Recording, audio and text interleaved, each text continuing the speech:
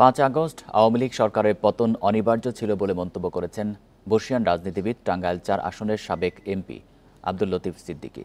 সঠিকভাবে বিচার হলে শেখ হাসিনা অপরাধী হিসেবে চিহ্নিত হবেন বলেও মনে করেন তিনি। ইন্ডিপেন্ডেন্ট টেলিভিশনের সঙ্গে বিশেষ সাক্ষাৎকারে এসব কথা বলেন আওয়ামী লীগ থেকে বহিষ্কৃত এই নেতা।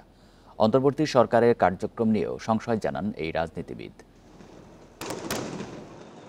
জুলাই আগস্টের আন্দোলনে আওয়ামী লীগ সরকারের পতন, শেখ হাসিনার পালিয়ে যাওয়া ও চলমান রাজনীতির খুঁটিনাটি নিয়ে কথা বলেছেন বর্ষিয়ান রাজনীতিবিদ ও বীর মুক্তিযোদ্ধা আব্দুল লতিফ সিদ্দিকী। তার খোলামেলা আলোচনায় উঠে আসে দেশের ইতিহাস, আওয়ামী লীগের রাজনীতি ও পতনের চুলচেরা বিশ্লেষণ। কথা বলেছেন অন্তর্বর্তী সরকার, দেশের ভবিষ্যৎ রাজনীতি ও দল থেকে বহিষ্কার হওয়া প্রসঙ্গেও। পরিণতি বর্তমান প্রেক্ষাপটে ডক্টর ইউনূসের সরকার প্রত্যাশা পূরণ করতে না পারলেও ৫ আগস্ট আওয়ামী লীগ সরকারের পতন প্রয়োজন ছিল বলে মন্তব্য করেন টাঙ্গাইল ৪ আসনের ৬ বারের নির্বাচিত সংসদ সদস্য।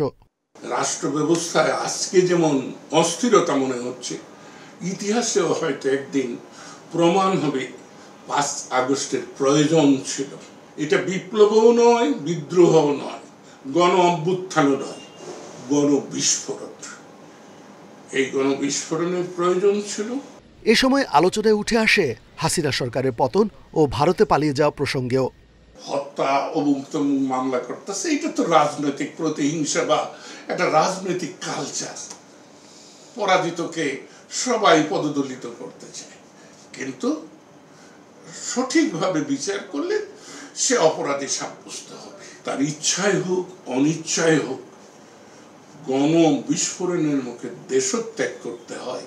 দলীয় ও ব্যক্তিগত স্বার্থেই মন্ত্রিসভা থেকে বাদ ও আওয়ামী লীগ থেকে ছিটকে পড়ার কারণ হিসেবে উল্লেখ করেন সাবেক মন্ত্রী।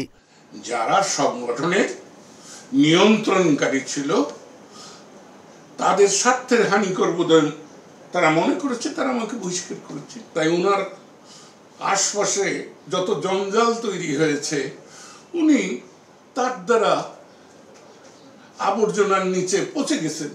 তবে শিক্ষার্থীদের রাজনীতিতে যুক্ত হওয়াকে সাধুবাদ জানিয়ে স্বাগত জানান মুক্তিযোদ্ধা আব্দুল লতিফ সিদ্দিকী।